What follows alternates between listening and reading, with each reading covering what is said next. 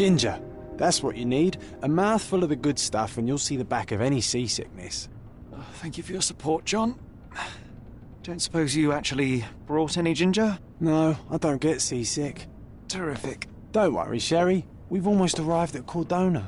I can see land through the porthole. So much for docking by tea time. The captain seemed more interested in his maids than in his maps. Oh, is Sherlock grumpy? Cheer up. We're back where we grew up. It's exciting. What's changed? What's the same? Ugh. I'm starting to question whether the weeks-long journey was worth it. Travelling all this way, enduring this indignity simply to visit a grave. Even if it is my mother's. Ah, that's just Mycroft's nonsense, still rattling around in your head. Try to forget what he said. I have. I believe it was that this is a performative farce, a feeble excuse to avoid responsibilities, and that there was nothing to be gained from it. You needed to do this. Enough of the self-pity and doubt. So we're a little late. What of it? We'll retire to the hotel and visit her in the morning. It'll be worth it. Thank you, John. And if you want to notify the captain's wife of his indiscretions, I will not stand in your way. Ah, at last. I'm quite ready to get off this cursed boat. Come on. We'll go together.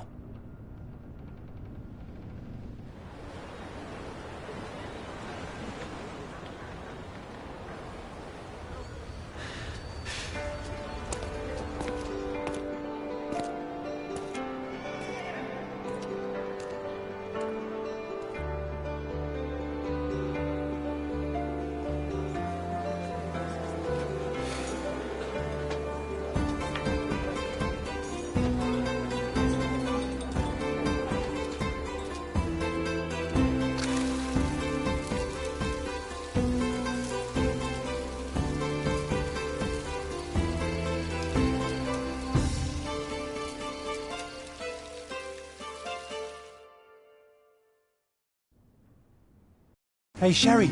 Come on, catch up. Yes, yes.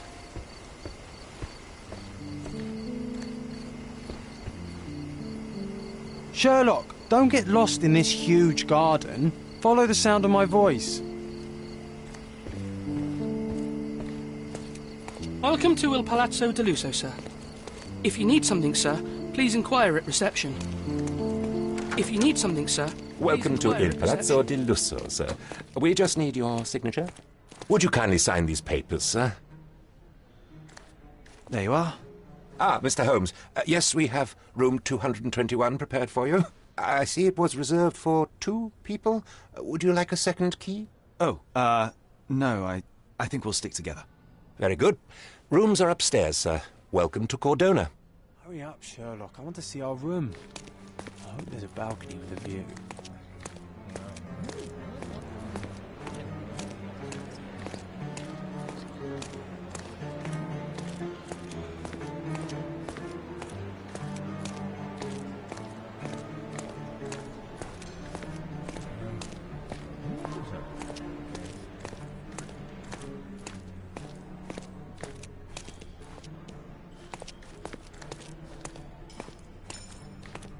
I apologise, sir, but your room is not yet ready. Perhaps, in the meantime, you would like to relax in the foyer? Tonight, the restaurant is offering a complimentary marlin ceviche to all our guests. Let's check what they have on offer. Let's check what they have on offer.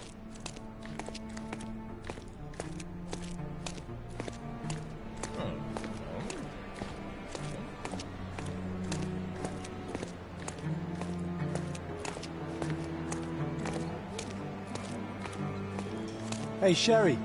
Just our luck. If seafood's not to your taste, everyone loves Benedict's batch. Our poached eggs with hollandaise sauce.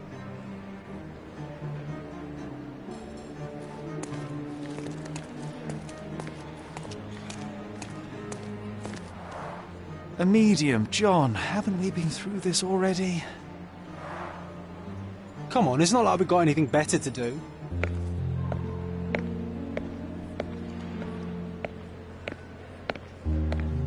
Excuse me, sir, but I believe Mr. Galich is conducting a séance at the moment. Perhaps you'd care to have your portrait drawn while you wait? Why? Pardon me? Why should I sit for a portrait? I Sir, it's art. It doesn't need a why. It is its own justification. All things require justification, be they objects, systems, or beliefs. How about art as the lens through which we see the truth of the world? That's backward. Truth is not subjective and not complicated. It's just the truth. It either is or it isn't. You do not need a lens to see it, just an open mind. Ha! That seems rather close-minded. Truth, like beauty, is in the eye of the beholder. So tell me, what do you see? Mediocrity.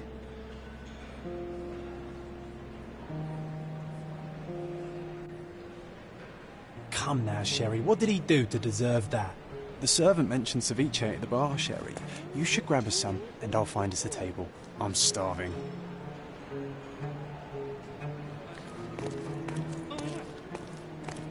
Okay, time to check if John found us a nice table for the evening. If seafood's not to your taste, everyone loves Benedict spatch. Our poached eggs with hollandaise sauce.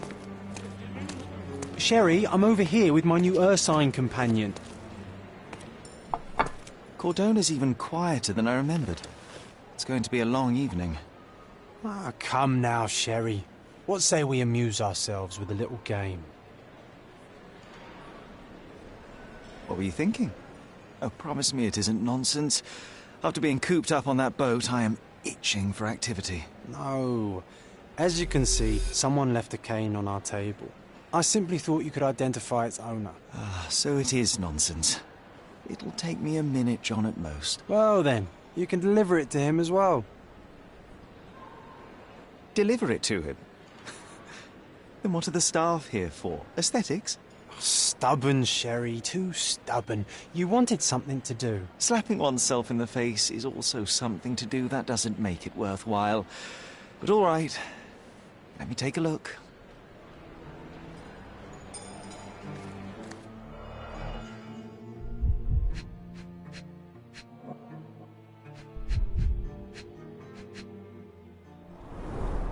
The cane is made of ebony, it's worn uncared for, and bears the scars of numerous hits. The hand grip is a head of a golden Javanese statue, probably stolen from a temple. The dents suggest it has been used as a bludgeon. The cane is made of ebony, it's worn uncared for, and bears the scars of numerous hits.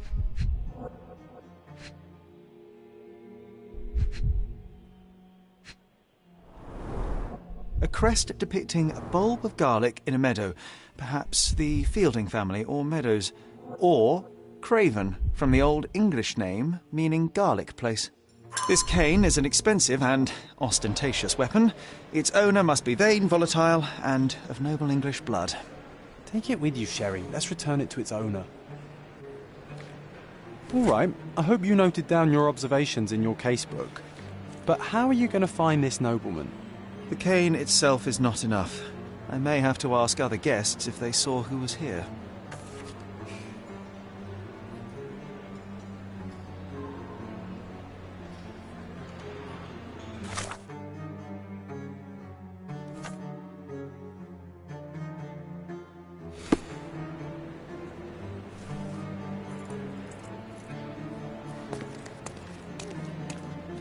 Could you help me?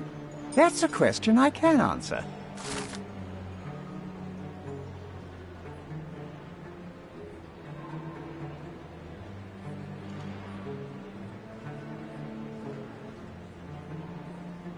Well, even with your keen senses, Sherry, I doubt you'll find the cane's owner on your first try. And would you be confident enough to bet on it, my friend? Why not? Let's see how good you really are.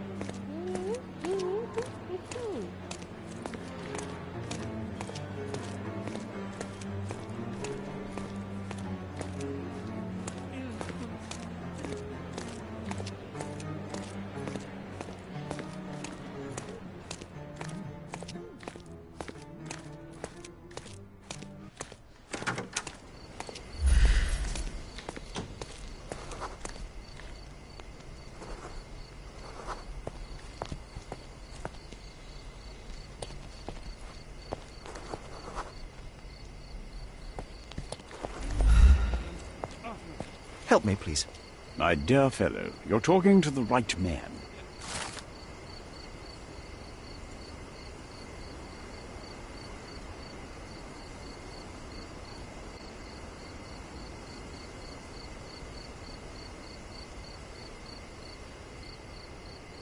Hey, Sherry, don't we now have the perfect excuse to visit the séance? I'm just going to give the cane to its owner. You will not persuade me to take part in this show.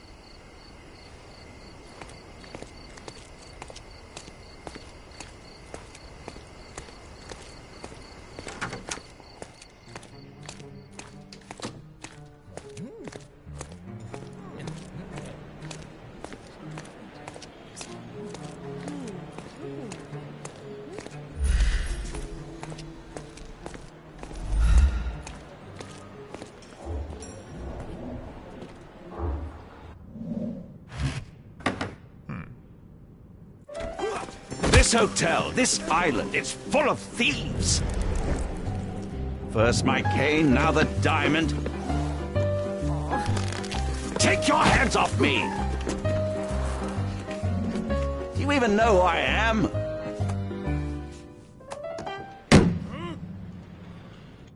Hey, boy! That's my cane! I get that a lot. It's a very common design. What? No, that's a custom-made... A joke. A joke. It was left at my table in the restaurant. I thought it deserved to be returned. Well, I'll be... It is rare to encounter a straight-fingered true penny these days. What a gentleman. But I must ask, how did you know I was the rightful owner?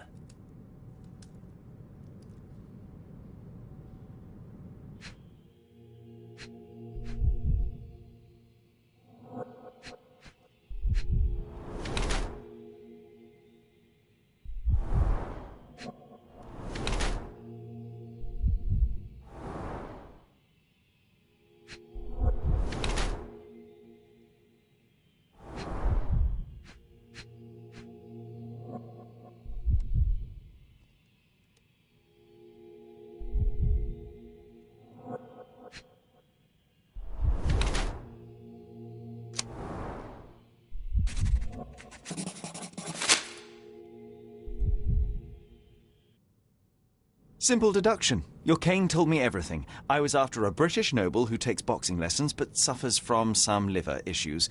And if one were to go further, one may even be able to extrapolate your name from your heraldic symbol, Lord Craven. Well, you're half correct. I am indeed Lord Andrew Craven. Your other guesses were wrong. But you still have the edge over that blasted medium. Well, you found my cane. Perhaps you can locate my diamond, too. Yes, you should do it. It will be child's play for you, Mr. Holmes. And if a child can do it, then I'm sure the local police can suffice. The police? Why bother? I know this harlequin stole it. The only question is, where is it hidden? Fine. Give me my stick and I'll resolve the matter myself. This thief almost confessed after a single punch. I suspect a beating may result in answers of questionable veracity. Fine. I shall spare you and he the trouble if you first answer me this. How does a priceless diamond become the subject of a séance? It is an unusual accoutrement. Emma wished to speak with its former owners. My grandfather told us it belonged to a Rajah, an Indian king. So you were summoning long-dead Indian royalty, and, pray tell, you were expecting him to converse in English? To be frank, Mr. Holmes, I don't believe in ghosts. But Emma was fascinated by the idea of meeting a real king, even a dead one. Well, a crown is a crown. Can you describe the stone itself? A yellow diamond, not less than 100 carats, and perfectly egg-shaped. There is not another like it. You insist the medium robbed you during the séance. But what occurred exactly? It was a dirty trick. We were sitting here in the dark, chanting and holding hands, as expected. Then something began to appear from the medium, like a cloud or a bubble. The swindler called it ectoplasm. Ah, yes. Common in the spiritualist trade, and quite the spectacle. Indeed, perhaps too much. My beloved Emma screamed in horror, and I stood to defend her, attacking that cursed ghost. How brave. But my hand hit nothing. The medium jumped away from me, and Emma fainted. I lit the candle, and the diamond was gone. Stay here, and don't touch anything.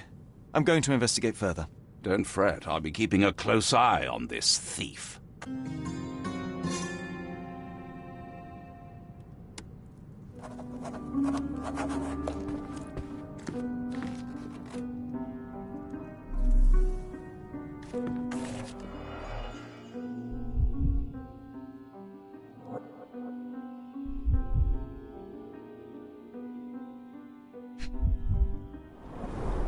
This must be the ectoplasm. Too bad there's not enough for a proper chemical analysis. Ectoplasm. The ghost was Half a here, glass Sherry. of Balblair Scotch and the remains of a Paul Aranaga cigar. What else does a gentleman need? There are light traces of rouge on the edge of this wine glass.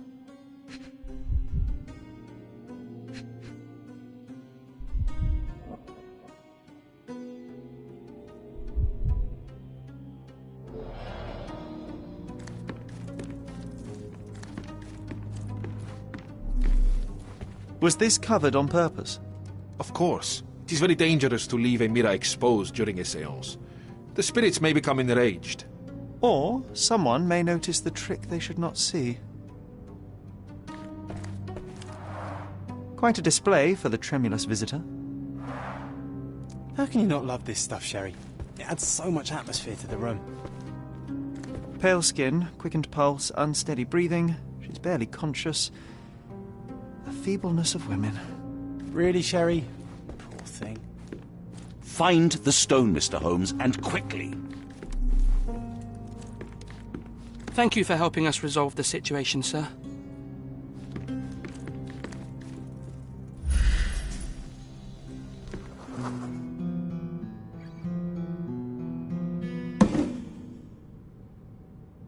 What happened here? I don't know. The ghost. I summoned it as usual, but then it all went wrong. The lady screamed and pointed at Lord Craven. And there was a shadow. Such a mystical force. It terrified the lady. And it must have taken the diamond. Who else could have? Do you feel the presence of any supernatural entities at the moment? Are you joking, sir? My nose is broken, this maniac wants to kill me, and you're asking about the spirits? I suppose this can wait. I will investigate, and the culprit will be identified. But the stubborn brute Lord Craven blames me right now. As if I could do something like that. Perhaps you can reason with him? Please?